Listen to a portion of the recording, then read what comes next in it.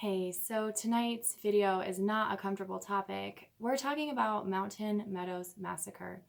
And this is a horrific event that happened in history. And it is not very well known, which is very tragic. And it's very shocking that more people do not know all of the details surrounding this awful event. Basically, in a nutshell, what happened is the Mormons attacked a wagon train coming through Utah, and they brutally murdered 120 men, women, and children. There are accounts that say that the Mormons dressed up and painted their faces like the Paiute American Indians, and they attacked the wagon train so that the people coming through would think that it is the Native Americans attacking them. There's so much that goes into this, and I'm going to read through multiple sources where all this info can be found, from NPR to the New York Times to articles by Will Bagley. He was a Mormon, and he is no longer a Mormon, but the accounts, and also from other LDS historians. And so the accounts here are very reliable, and I am going to read from multiple sources so you can just see so many events surrounding this awful tragedy in history.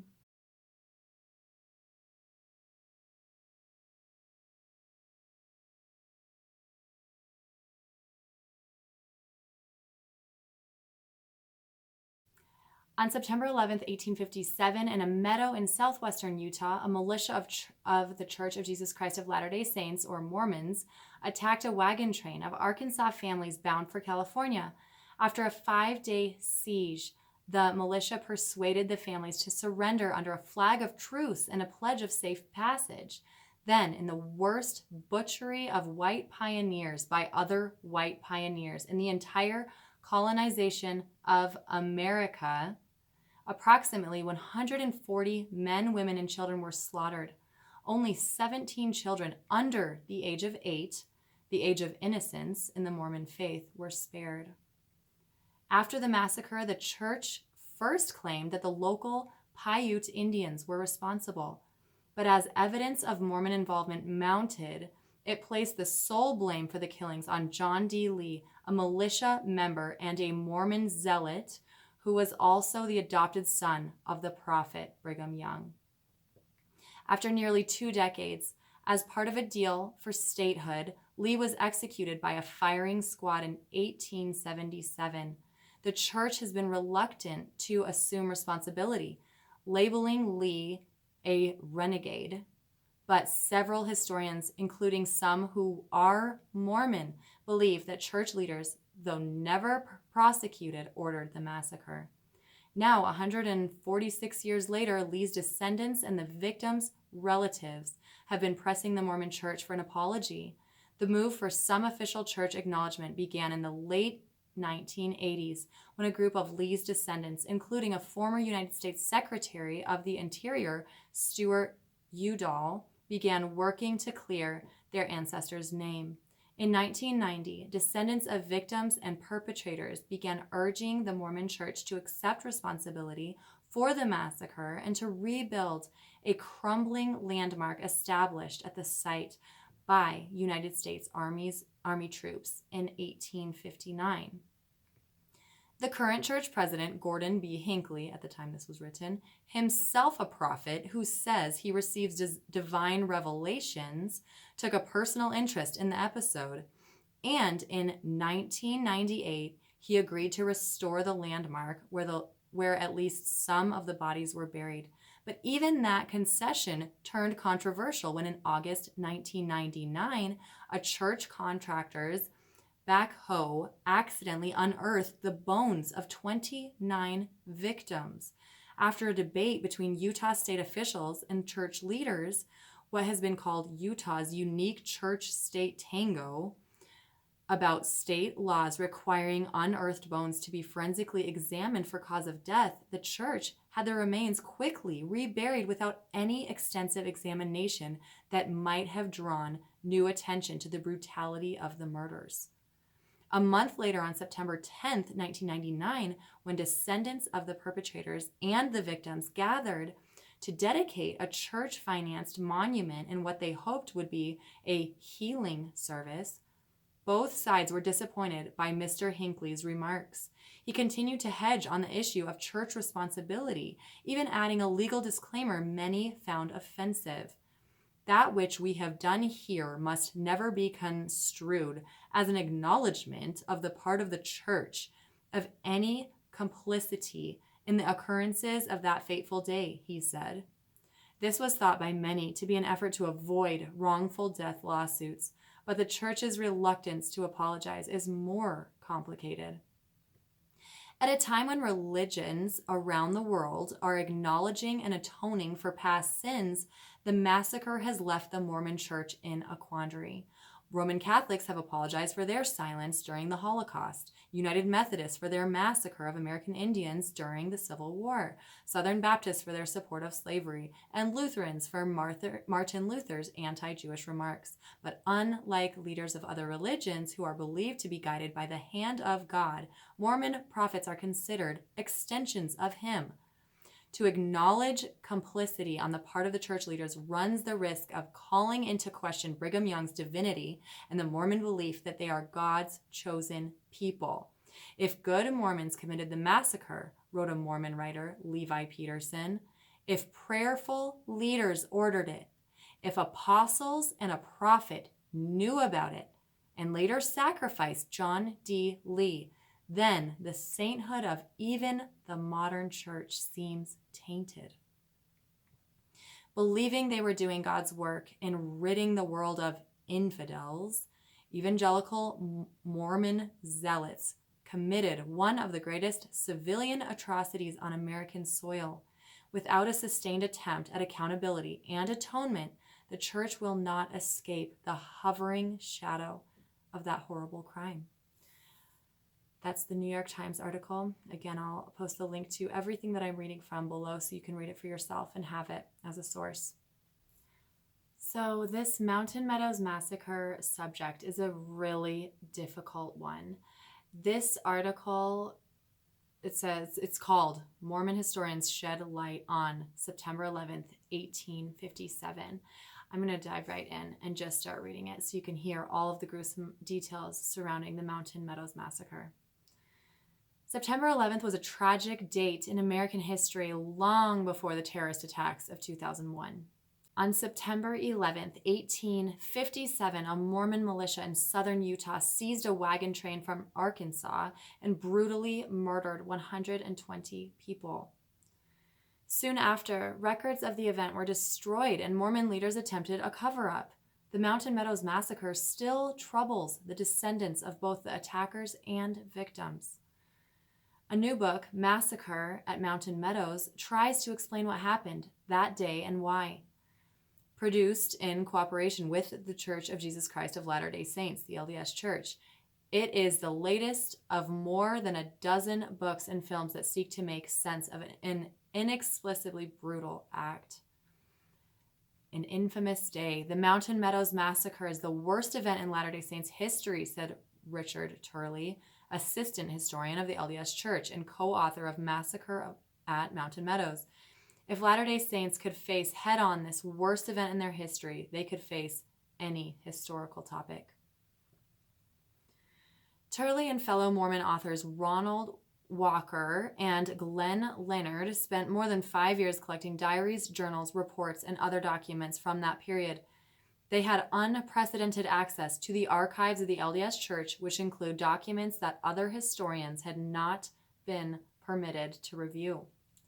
Their work adds little about the events that happened that day, but it raises difficult questions for Mormons and others who may cling to earlier LDS Church versions of the incident, now dismissed as cover-ups. What happened at Mountain Meadows was horrific, Turley says. It has been used as one of the biggest clubs to beat Mormonism over the years. It keeps coming up over and over and over again. Turley and his co-authors confirm the story's basic framework. A Mormon militia from Cedar City, Utah, attacked a wagon train from Arkansas in a grassy valley known as Mountain Meadows. The two groups of settlers fired on each other for 4 days. Then on September 11th, the Mormon group tricked and besieged thirsty and terrorized Arkansans into leaving their circle of wagons. The men marched out first, and each was joined by a member of the Mormon militia walking side by side. The women and children followed, some riding in wagons. A militia leader suddenly shouted, "Halt!" and his followers turned and shot the Arkansas men point blank. Others from the militia chased, clubbed, knifed, and shot the women and children, some while pleading for their lives. Only those too young to bear witness were spared. These people who carried out the massacre were in many ways ordinary individuals who got caught up in emotion, caught up in the circumstances of their times, and began to make decisions that led to committing an atrocity, Turley adds. And what was disturbing about that was the realization that the difference between ordinary people like us and these people who committed atrocity was a really short distance. Paiute Indians deny involvement. The distance between ordinary and murderous seems greater in other details of the story that are still in dispute. In 1857 and for many years afterward, the attack was blamed on Paiute Indians. Massacre at Mountain Meadows portrays some Paiutes as manipulated participants in the attack, but many Paiutes dispute any role. They claim that some of the militia members dressed as Indians. Earlier versions of this story also blamed the victims and characterized the Arkansas settlers as belligerent and profane. They were said to have bragged about participation in the murder of Mormon founder Joseph Smith in Illinois and to have taunted Mormon settlers about their expulsion from Missouri. Turley's book touches on all of the above, but notes that it's not clear whether any of it actually happened. The book also recounts the violent, warlike atmosphere in Utah Territory at the time. U.S. Army troops were on their way to Utah, presumably to wrest control from the Mormon-dominated territorial government and to subdue Mormons practicing polygamy. Mormon leaders warned that passing wagon trains could be in league with the army. They ordered Mormon settlement to save grain, grazing land, weapons, ammunition, and supplies for themselves, and not to share with non-Mormons headed to California. The inexplicable why. They, Turley and his co-authors, raised the critical question, what makes otherwise decent men commit atrocities like this? Notes Will Bagley, historian and author of Blood of the Prophets, Brigham Young and the Massacre at Mountain Meadows. As a historian, I think their biggest failing is their failure to look at the religious elements in all this. Bagley, who was raised Mormon but is no longer practicing, cites the role of obedience in the Mormon faith and in the massacre. Attackers said they did what they were told by religious superiors who demanded strict obedience in 1857 and who were believed to have divine authority. Mormon leaders also delivered stern, sometimes violent talks condemning the non-Mormons who were then considered threats. Some of those talks were given in and around Cedar City, Utah, just before the massacre. These people did it not because they were ignoring their religion, Bagley contends. They did it because they believed they were living their religion. I see this as a religiously motivated act of violence. Bagley also firmly believes that Mormon prophet Brigham Young ordered the massacre, but he acknowledges there's no solid evidence of that.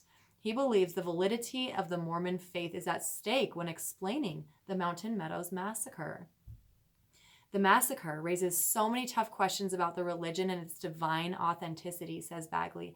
It makes you wonder that if this thing could happen in the religion, doesn't it challenge the whole notion that we Mormons are God's chosen people? Turley says that what happened at Mountain Meadows that day isn't unique to that moment or place. This type of behavior occurs around the world and throughout time, he says. It shows that any principle that people think is good, when pressed to the extreme, can become evil. Turley acknowledges that his book won't resolve the lingering questions about Mountain Meadows. However, he and his co-authors collected so much material they're planning another book on the aftermath of the massacre. So I thought this article was very important in regard to this topic. This was, let's see, it looks like it was published on September 11th, 2008. I'm sure since then there's even more, but yet there's a lot of really powerful and important info in that article. This is npr.org, and I will link this below so that you have access to it and you can read it for yourself.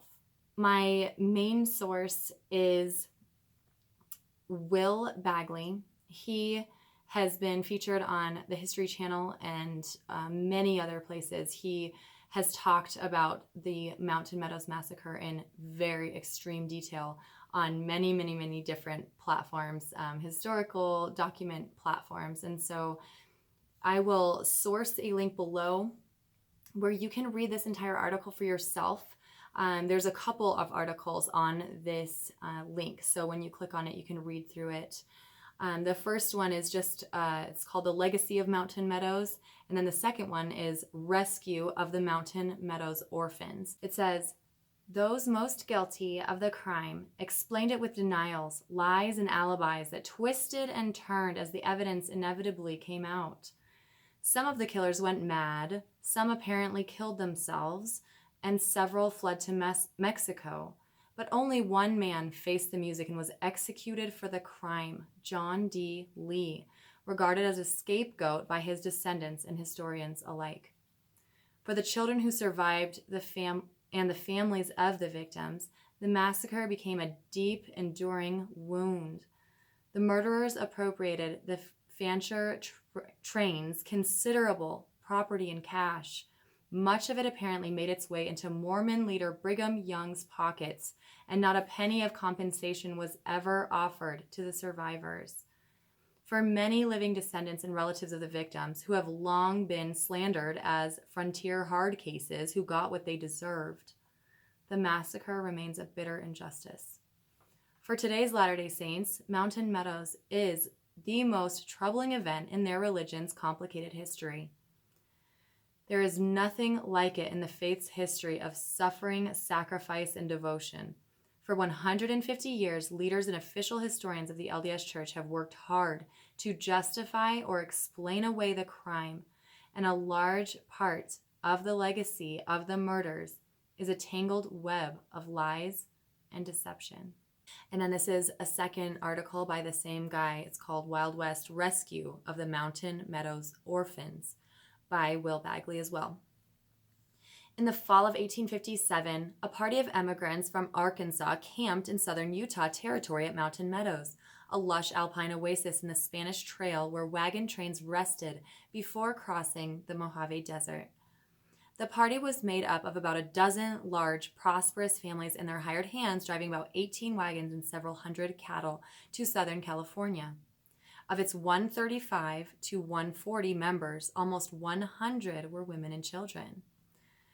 As the travelers brewed coffee, not long after dawn on Monday, September 7th, a volley of gunfire tore into them from nearby ravines and hilltops, immediately killing or wounding about a quarter of the able-bodied men. The survivors quickly pulled their scattered wagons into a corral and leveled their lethal long rifles in their hidden, painted attackers, stopping a brief frontal assault in its tracks. The Arkansans quickly built a wagon fort and dug a pit at the center to protect the women and children. Cut off from water and under continual gunfire, the immigrants fended off their assailants for 5 long, hellish days. Finally, on Friday, September 11th, hope appeared in the form of a white flag. The immigrants let the emissary, a Mormon, from the nearby settlement of Cedar City into their fort, and then the local Indian agent, John D. Lee, entered the camp. Lee told them the Indians had gone, and if the Arkansans would lay down their arms, he and his men would escort them to safety. The desperate emigrants, Deputy U.S. Marshal William Rogers reported 2 years later, trusted Lee's honor and agreed to his unusual terms.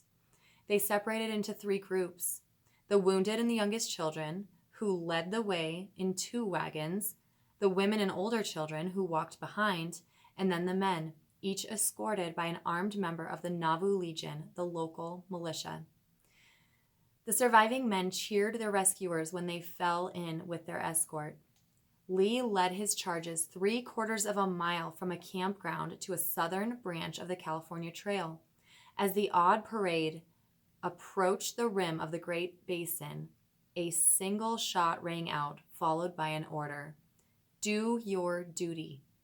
The escorts turned and shot down the men. Painted Indians jumped out of oak brush and cut down the women and children, and Lee directed the murder of the wounded. Within 5 minutes, the most brutal act of religious terrorism in American history was over. And it would not be surpassed until a bright September morning, exactly 144 years later, as airplanes filled with passengers were flown into the Pentagon and New York City's World Trade Center. Same date. So ended the Mountain Meadows Massacre, but the story of this mass murder and its twisted legacy had only begun. Although white men did most of the killing, as participant Nephi Johnson later admitted, Utah Indian Superintendent Brigham Young informed Washington that Captain Fancher and Co. fell victims to the Indians' wrath and blamed the immigrants for indiscriminately shooting and poisoning them. Essentially, Young argued, they got what they deserved. Young made no effort to investigate the crime or identify the perpetrators.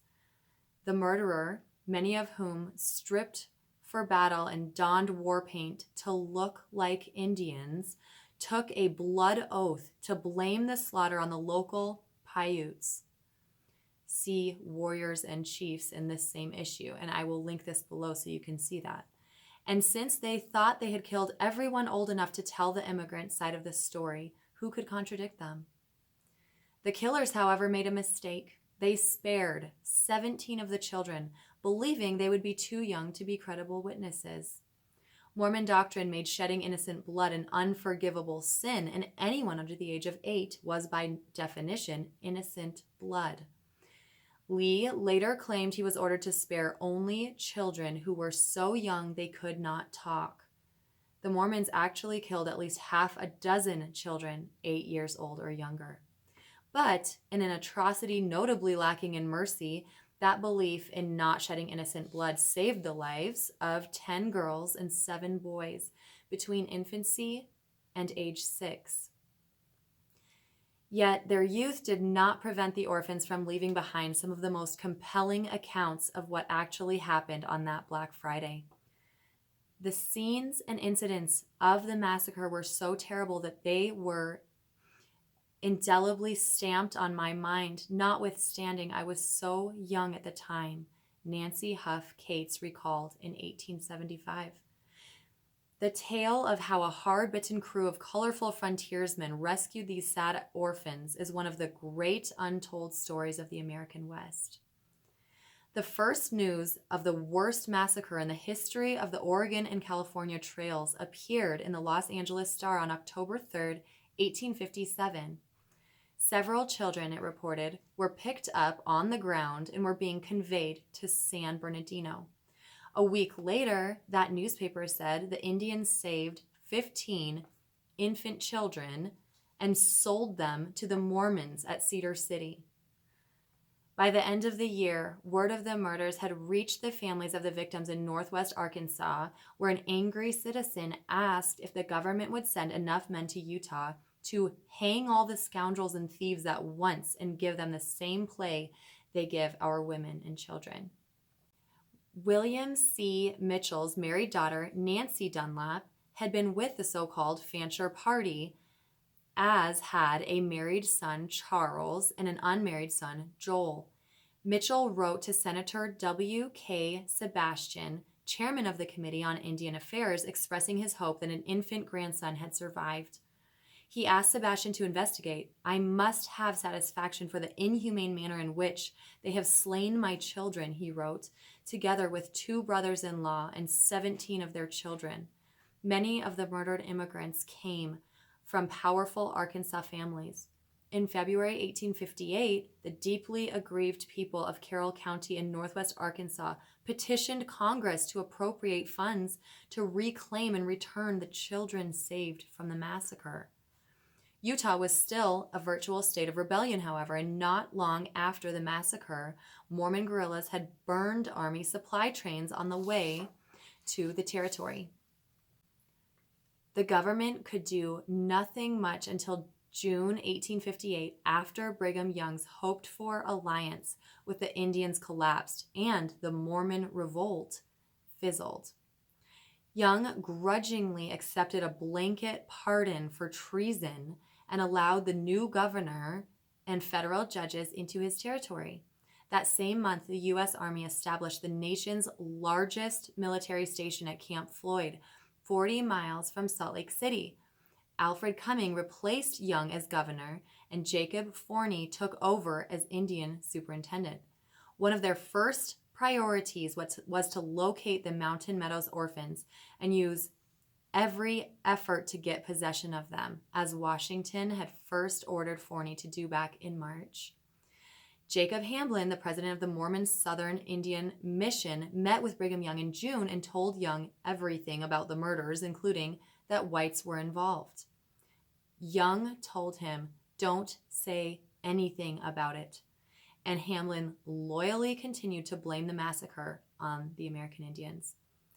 Hamlin told Forney that 15 of the survivors were living near his ranch with white families.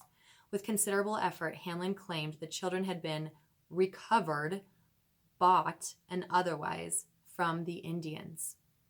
Forney hoped to go south in a month to recover the children, but he put off the job for almost a year, although he did tell Hamlin to collect the children. So this story continues, and there's a lot of detail. And if you're interested, I recommend you look up this article and read it for yourself. I'm going to skip over some for sake of time, and I'll continue here.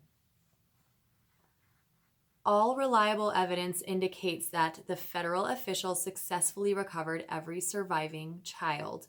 The orphans and their ages at the time of the massacre included the children of George and Minerva Baker, who are Mary Elizabeth, age 5, Sarah Francis, age 3, and William Twitty, 9 months.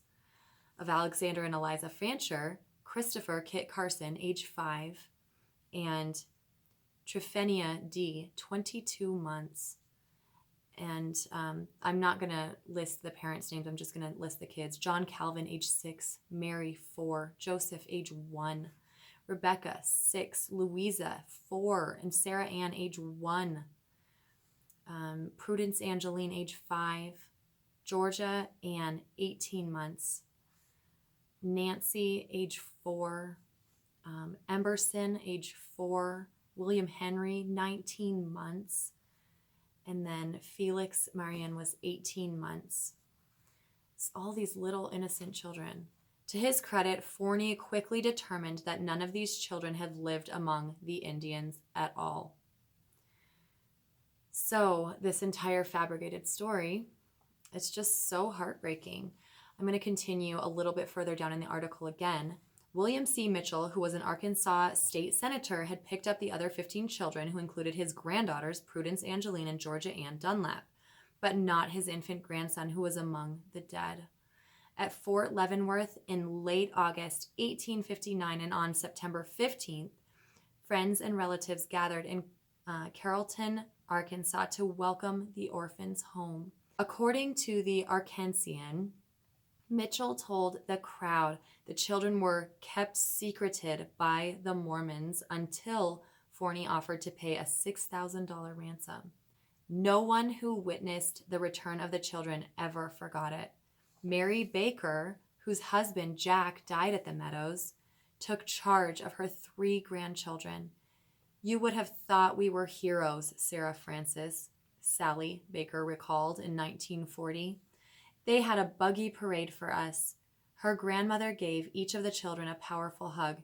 The children arrived home not long before Confederate guns opened fire at Fort Sumter, and Arkansas witnessed some of the most brutal conflict of the Civil War. Despite the turmoil, all the children found homes with relatives who raised them as best they could. According to John D. Lee, Brigham Young said that the government took the children to St. Louis and sent letters to their relatives to come for them. Listen to this, and I quote, "But their relations wrote back that they did not want them, that they were the children of thieves, outlaws, and murderers, and they would not take them. They did not wish anything to do with them and would not have them around their houses." However unreliable Lee's quote might be, a generation of Mormon historians repeated the slander that most of the children wound up in a St. Louis orphanage.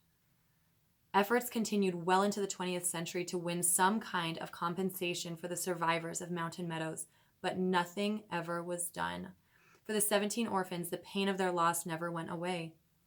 I'm quoting here. "I remember I called all of the women I saw mother," Sally remembered. "I guess I was still hoping to find my own mother, and every time I called a woman mother, she would break out crying." None of the Mountain Meadows orphans had bleaker prospects than Sara Dunlap, who was only 1 year old when a gunshot wound almost severed her arm during the massacre. An eye disease acquired in southern Utah left her virtually sightless. After returning to Arkansas, she was educated at the School for the Blind in Little Rock and settled with her sister Rebecca in Calhoun County. Listen to this continued story with this girl's life. James Lynch wandered the world as a mining expert, but he never lost touch with the orphans. After retiring, Lynch visited his old charges in Arkansas, who greeted him as a returned father. The old frontiersman found Sara Dunlap, now a cultured lady of 34 years, and he soon wooed and won Miss Sara. The couple were married on December 30th, 1893, when the groom was 74. Lynn ran a store in Woodbury, and Sara taught Sunday school. They eventually moved to Hampton, where Sara died in 1901. Her ornate gravestone and vault were proof of the tenderness that James felt for Sara. For decades, the community recalled how Captain Lynch never tired of telling how he rescued her from the Mormons. Lynch died about 1910 and was buried next to his wife in an unmarked grave. His fellow Masons conducted his funeral. The Arkansas Gazette recalled, "the likes of which have never again been seen in these parts." The survivors of Mountain Meadows never forgot the brave, daring, and noble Captain James Lynch. But he rested in the unmarked grave until March 21st, 1998, when the Arkansas State Society Children of the American Revolution dedicated a monument to his memory. So this was all written by Will Bagley, who operates the Prairie Dog Press in Salt Lake City, is the author of Blood of the Prophets, Brigham Young, and the Massacre at Mountain Meadows, and has a second book about the massacre, Innocent Blood. He is one of the people interviewed in a Mountain Meadows episode, co-produced by Bill Curtis and Paul Andrew Hutton, and that aired in December 2004, and it's the History Channel's Investigating History series. And then he recommended for further reading The Mountain Meadows Massacre by Juanita Brooks, which I also am familiar with and read through. I also would recommend that for a source, just to get the details on this horrific massacre that so many people are unaware of. I don't want to close out this video without including this short excerpt from the Salt Lake Tribune. It's really tragic. A California-bound wagon train of about 140 Arkansas immigrants led by John Baker and Alexander Fancher camped near the present-day southwestern Utah town of Enterprise in September 1857. Fears that the U.S. Army was preparing to forcibly remove Brigham Young as Utah territorial governor and impose martial law were at their height. Spurred by inflammatory sermons of LDS leaders, a siege mentality focused Mormon resentment on the Gentile wagon train. Early on September 7th, a group of American Indians and local Mormon Indian missionaries attacked the encircled wagon train without warning. With their ammunition, food, and water almost gone, the emigrants were persuaded by Mormon officials on the afternoon of September 11th to surrender their arms in exchange for a safe escort pass the Indians to Cedar City. On a prearranged command, the rescuers turned upon the immigrants, joined by Indians who had been lying in wait. Estimate of the death toll include 14 Arkansas men shot in the head, 12 women and 35 youngsters clubbed or knifed to death, with 17 children younger than age 8 surviving the double cross. 9 cowhands hired to drive cattle were also murdered, along with at least 35 unknown victims. In all, 120 people, mostly women and children, were slain. Salt Lake Tribune, March 14th, 2000, pages A through 4. At least 5 adults had gunshot exit wounds in the posterior area of the cranium, a clear indication some were shot while facing their killers. Women were also shot in the head at close range. At least one youngster, believed to be about 10 or 12 years old, was killed by a gunshot to the top of the head. Virtually all of the postcranial, from the head down, bones displayed extensive carnivore damage, confirming written accounts that bodies were left on the killing field to be gnawed by wolves and coyotes. Salt Lake Tribune, March 13th, 2000, page 8 through 5. And then one final quote.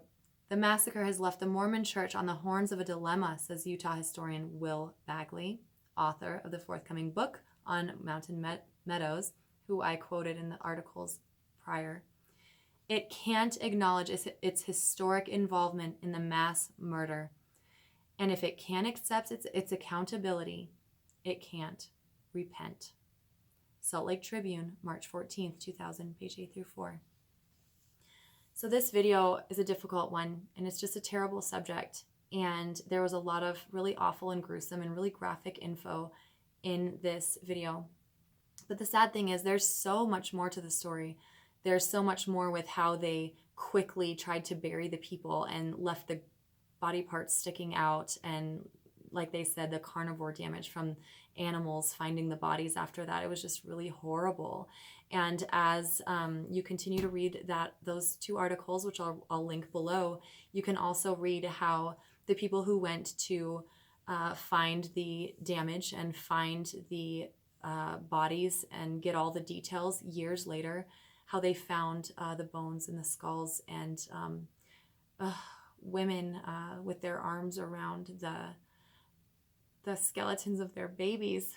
It's just really horrible. So anyway, as a mother, this stuff just really got to me. But I think that this needs to be known. I don't know why more people don't know about the Mountain Meadows Massacre. It's a horrible occurrence. It's very difficult for the church. If you read about it on LDS.org, if you read about it from Mormon sources, you're not going to get the full story. And I wanted to post this video to encourage you to look up the historical facts. You can look up, the History Channel has done it. There are movies out about this. There was a movie that came out called September Dawn, and it is all about the Mountain Meadows Massacre. I have not personally seen it, but I've read things about it and I've seen the trailer to it.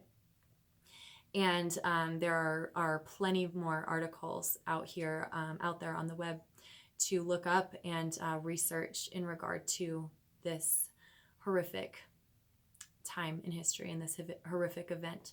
So though this is a difficult story to talk about, it's necessary, and I hope that you all will educate yourselves and get the facts surrounding this awful time in history. So thank you for watching, and my videos are not typically this awful and negative. I just talk about many Latter-day Saints topics and their doctrine and their teachings and their past doctrines and their current doctrines, their scriptures. I get into so many different issues here on my channel.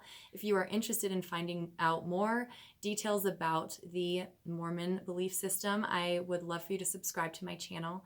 I have many videos already posted that I would love for you to check out, and I have many more to come. So I just want to thank you so much for tuning in. Also, my voice, I'll just throw it out there, is not usually this low. I have been without a voice for over a week now, and it is finally coming back, but it's still not totally back. So I don't usually sound quite this raspy and low. But anyway, thank you for tuning in. I hope to see you in future videos. I'm a born-again Christian, and I would love to talk to you about my hope and my eternal security and my just joy in knowing Christ as my personal Savior.